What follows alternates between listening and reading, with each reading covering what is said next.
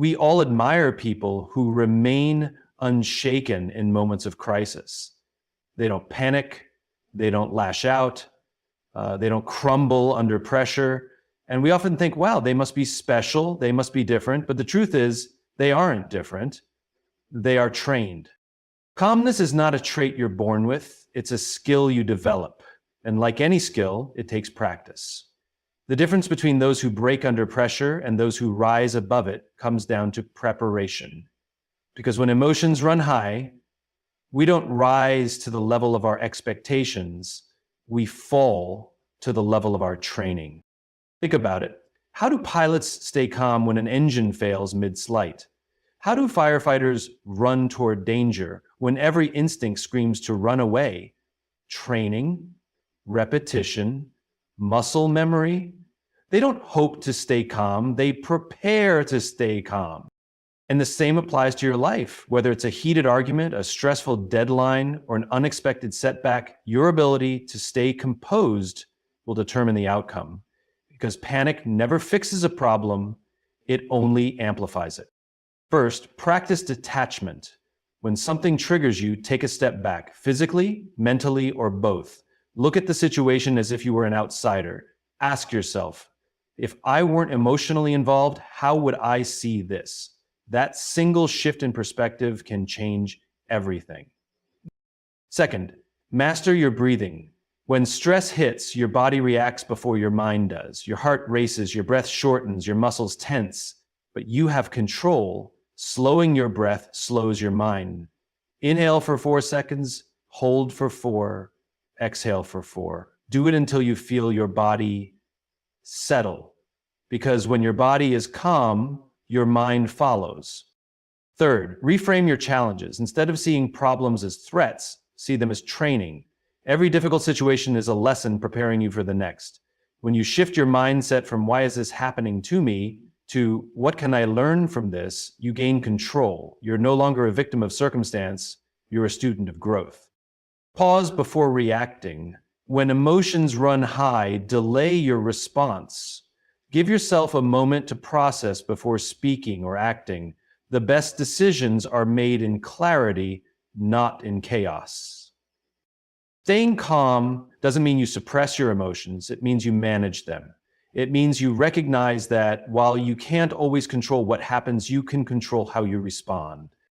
And that control, that ability to be the calm in the storm, is what separates those who lead from those who follow. Our emotions are not random, they follow patterns, predictable cycles based on past experiences, conditioning, and learned behaviors. The way we react to a situation today is often a reflection of how we've reacted in the past. And if we don't recognize these patterns, we become trapped in them, responding on autopilot rather than with conscious intention. Think about it. Why do certain situations instantly trigger frustration, fear, anxiety in you? Why do some words or behaviors from others push you into a defensive state? It's not just about the moment itself. It's about the history behind it. Your brain has seen something similar before, and without even consulting you, it pulls up the same response it learned in the past. For example, if you were often criticized as a child, you may instinctively become defensive when receiving feedback as an adult, even when that feedback is constructive. If you've experienced betrayal, you might struggle to trust new people, even those who have done nothing to deserve your suspicion. These reactions aren't conscious choices, they're deeply embedded patterns that your mind follows automatically. But here's the key. Just because an emotional pattern exists doesn't mean it has to control you. Recognizing these patterns is the first step toward breaking free from them. When you become aware of how you typically respond in certain situations, you gain the power to change that response. The challenge is that most people never stop to analyze their own emotional habits. They feel anger, fear, or sadness and assume that their reaction is simply a natural response to the moment. But emotions are rarely just about the present. They are echoes of the past.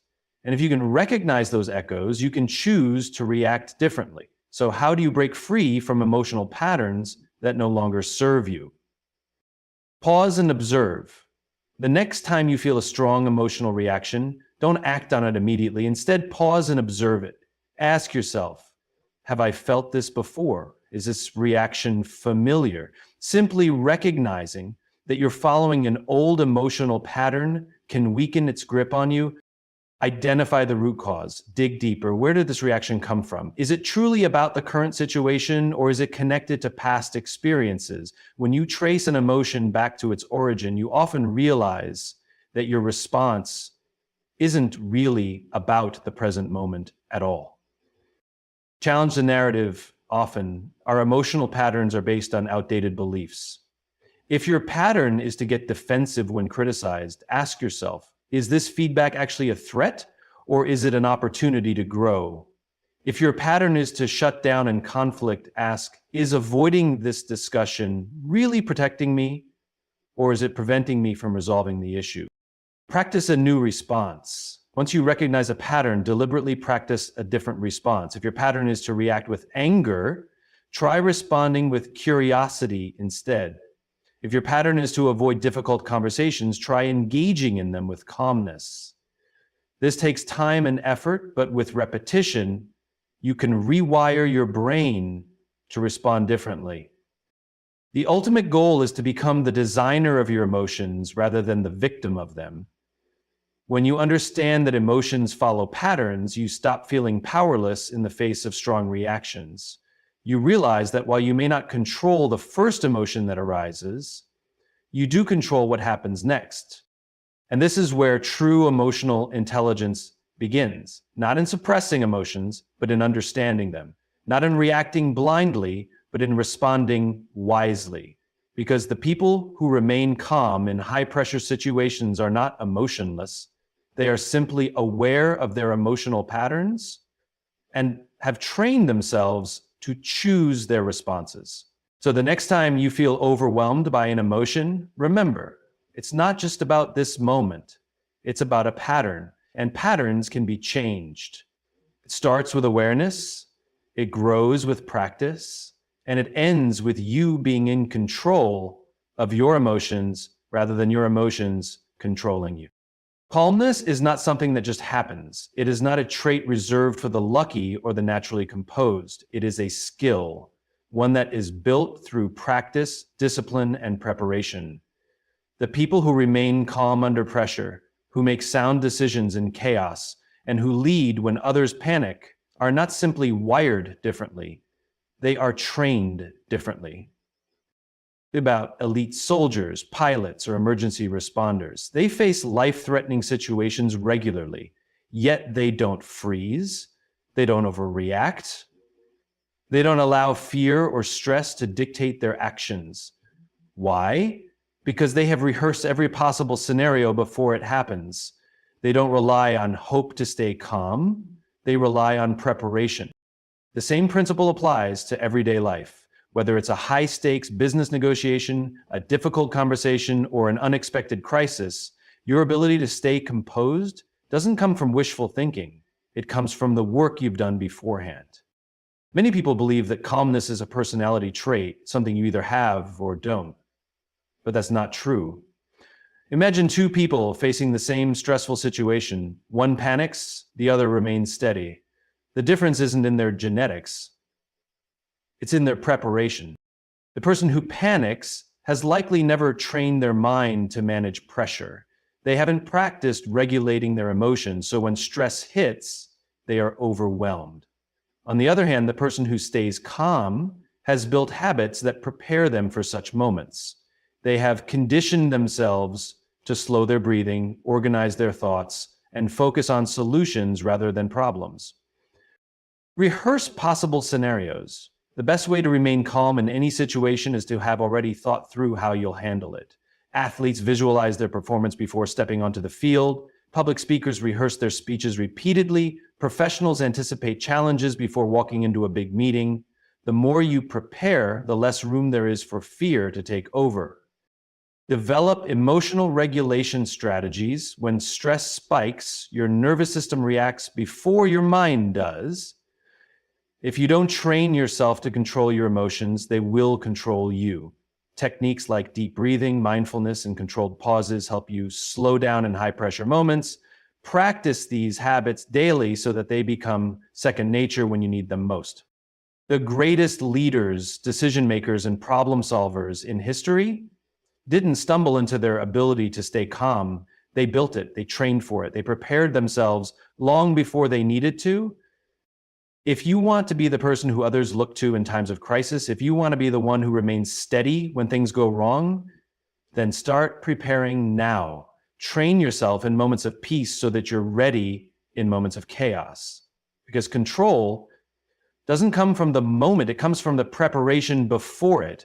In the middle of chaos, our first instinct is often to react. We get consumed by emotions, anger, fear, frustration, anxiety, and these emotions dictate our responses.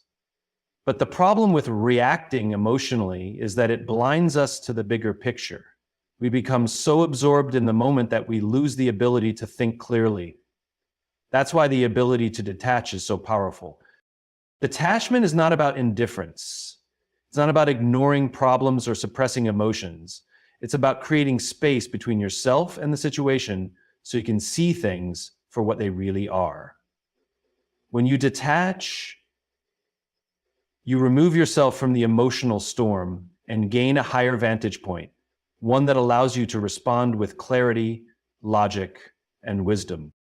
Think about a time when you were overwhelmed by a problem. In the heat of the moment, it likely felt massive, urgent, even unsolvable. But then, after stepping away, whether it was an hour later, a day later, or even years later, you saw it differently. What once felt like a catastrophe was, in reality, just another challenge. This shift in perception didn't happen because the problem changed. It happened because you changed your perspective. Now imagine if you could access that clarity in the moment rather than only realizing it later. That's the power of detachment. It allows you to remove yourself from the intensity of the situation, see it objectively, and make decisions based on reason rather than impulse. Pause before reacting. When emotions flare up, don't act immediately. Take a breath. Create space between the trigger and your response. Even a few seconds of pause can prevent a reaction you'll regret. Ask yourself, how would I see this in a year? Most things that feel overwhelming in the moment won't matter in the long run. By shifting your perspective to the bigger picture, you prevent yourself from making decisions based on temporary emotions. Imagine you're advising a friend. It's always easier to see solutions when you're not personally involved. So step outside of yourself. If a friend were in this exact situation, what advice would you give them? More often than not, the answer becomes clear. Focus on what you can control. Stress and frustration come from trying to control the uncontrollable. Instead of fixating on what you wish were different, focus on what you can change. This shift in focus helps you regain a sense of power and composure. Physically, step away if needed. Sometimes the best way to detach mentally is to detach physically. If possible, remove yourself from the environment, even if only for a few minutes. A change in scenery can help reset your mind and provide fresh perspective. Some people mistake emotional detachment for weakness, believing that caring deeply means reacting passionately. But in reality, the strongest people are those who can control their emotions rather than be controlled by them. True leaders, wise decision makers, and those who navigate life's challenges with grace all share one thing in common: the ability to step back, gain perspective, and respond with clarity. So the next time chaos surrounds you, don't get lost in it. Take a step back, see the bigger picture. Because the ability to detach is not a sign of disconnection, it's a sign of mastery. We often think of breathing as something automatic, something we do without effort or thought. But what if I told you that the way you breathe has the power to change your entire mindset? Your breath is more than just oxygen intake. It's a direct line of communication between your body and your brain. And when mastered, it becomes one of the most powerful tools you have for maintaining control in stressful situations. Have you ever noticed how your breathing changes when you're anxious, angry, or overwhelmed? Your breaths become shallow, rapid, and uneven. Your heart races, your muscles tense. That's because your nervous system is preparing for a fight or flight response, flooding your body with stress hormones. But here's the key. Just as stress can alter your breathing, you can alter your breathing to change your stress levels. Your breath is directly linked to your nervous system. When you take short, rapid breaths, you signal to your brain that something is wrong, keeping you stuck in a reactive, high-loic state. But when you slow your breathing, taking deep, controlled breaths, you send the opposite signal. You tell your body that you are safe, shifting your nervous system from fight or flight mode into a state of calm and balance. This is why elite athletes, military personnel, and high-level performers across all fields train their breathing. They know that in moments of pressure, the ability to control their breath determines their ability to stay focused, composed, and effective. This technique, also known as box breathing, is used by Navy SEALs to stay calm under extreme pressure. This simple exercise signals your brain to reduce stress and helps you regain control of your emotions. This breathing technique is ideal for reducing anxiety and helping you think clearly in difficult situations. It consists of the extended exhale slows your heart rate and brings your nervous system into a relaxed state, helping you respond rather than react. Mouth breathing, especially in moments of stress, can increase anxiety and make you feel more out of control. Nasal breathing, on the other hand, filters the air, regulates oxygen intake, and promotes deeper, more efficient breaths, helping to keep you calm and collected. When people are anxious, they tend to focus too much on taking deep inhales. But what truly calms the body is a slow, controlled exhale. Try this. When you feel stressed, extend your exhale longer than your inhale. It naturally slows your heart rate and tells your body to relax. Your breath is always with you. Unlike external stressors, which are often beyond your control, your breathing is something you can manage at any time in any place. The next time you feel tension rising, don't let it consume you. Instead, take a slow, deliberate breath. Because the person who masters their breath masters their mind. And the person who masters their mind controls their reality. Stress is inevitable. No matter how much we try to avoid it, control it, or eliminate it, life will always present challenges, uncertainty, and pressure. But what if stress itself isn't the problem?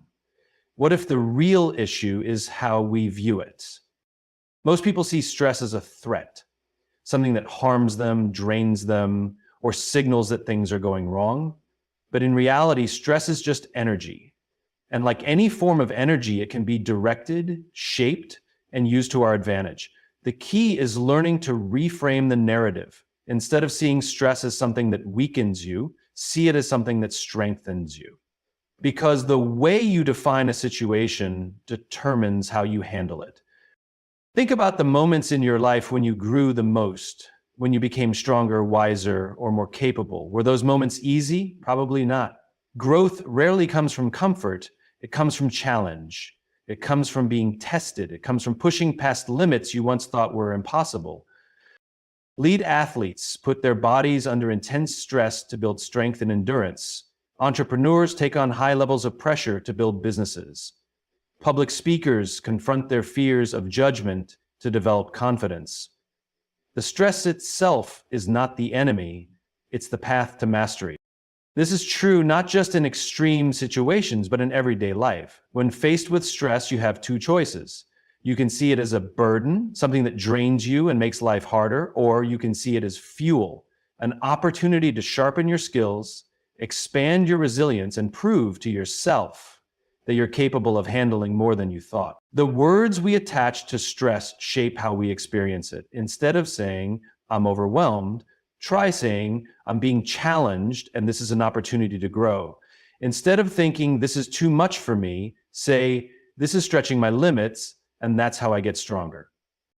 Many people respond to stress by feeling like victims of their circumstances. But highly resilient individuals shift their mindset from, "Why is this happening to me?" to, "What can this teach me?" This simple change in perspective turns stress from an obstacle into a lesson. Every stressful situation has a hidden benefit. Maybe it's teaching you patience, resilience, adaptability, or problem solving. The challenge itself is temporary, but the skills you develop from it will stay with you for life. The way you interpret stress is directly connected to how your body responds to it. Instead of letting stress hijack your nervous system, take control by breathing deeply, standing tall, and embracing the feeling of challenge rather than shrinking from it.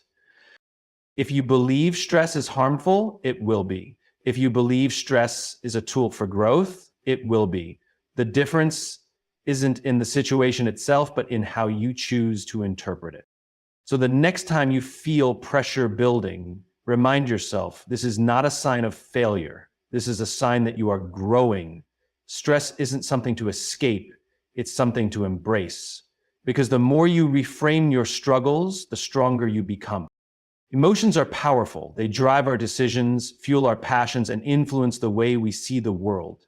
But while emotions are real, they are not always right. If we allow them to take full control of our actions without the guidance of logic, we risk making choices that we later regret. Think about a time when you made a decision in the heat of the moment. Maybe you said something in anger that damaged a relationship, made a financial decision based on fear, or walked away from an opportunity because of doubt. At the time, your emotions felt justified, but with time and distance, you likely saw things differently. That's because emotions fluctuate. They are based on how we feel in the moment, not always on the reality of a situation. Voting with logic doesn't mean ignoring your emotions. It means balancing them. It means learning to pause, assess, and make decisions that serve you in the long run, rather than just the moment. When we make decisions purely based on emotions, we often act impulsively. Anger can lead to unnecessary conflict. Fear can cause us to hesitate when we should move forward. Excitement can make us overlook potential risks. If we don't train our minds to pause before reacting, we become prisoners of our feelings rather than masters of them. History is filled with examples of people who let their emotions dictate their actions and suffer the consequences. Leaders who let pride cloud their judgment, business owners who let fear stop them from taking calculated risks, individuals who let a single moment of frustration cost them relationships, opportunities, or even their reputation. On the other hand, those who learn to step back, think critically, and evaluate situations objectively tend to make wiser, more sustainable choices. Calmness in any situation is not a talent, it's a skill, one that is built through awareness, discipline, and practice. By understanding that emotions follow patterns, we can break free from impulsive reactions. By preparing for high-pressure situations, we gain control over our responses. By learning to detach, we create space for clarity instead of chaos. By mastering our breath, we reset our nervous system and regain composure. By reframing stress, we turn obstacles into opportunities for growth. And by leading with logic instead of being ruled by emotion, we make better long-term decisions. The ability to stay calm is not about avoiding stress or eliminating emotions. It's about managing them. It's about training your mind to pause, reflect, and respond with wisdom rather than react with impulse. When you develop this skill, you don't just navigate challenges more effectively. You become a leader, an anchor for those around you, and someone who thrives in the face of adversity. So the next time life tests you, remember, you have the power to choose your response. Stay grounded, stay aware, and above all, stay in control. Thank you.